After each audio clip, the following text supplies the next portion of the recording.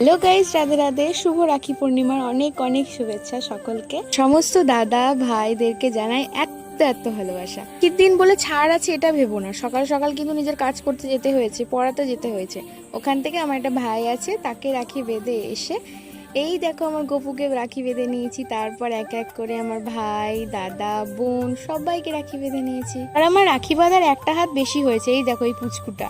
তারপর একটু টিফিন করে গেছিলাম কলেজ। দুদিন পর পরীক্ষা, তারই অ্যাডমিট কার্ড নিতে যাচ্ছিলাম। চলে এসেছি যথারীতি কলেজ। প্রচন্ড গরম, এসে ভাইকে রাখি বেঁধেছি। এই হচ্ছে আমার প্রাণের বন্ধু। আমার বোন বেশি, বন্ধু কম।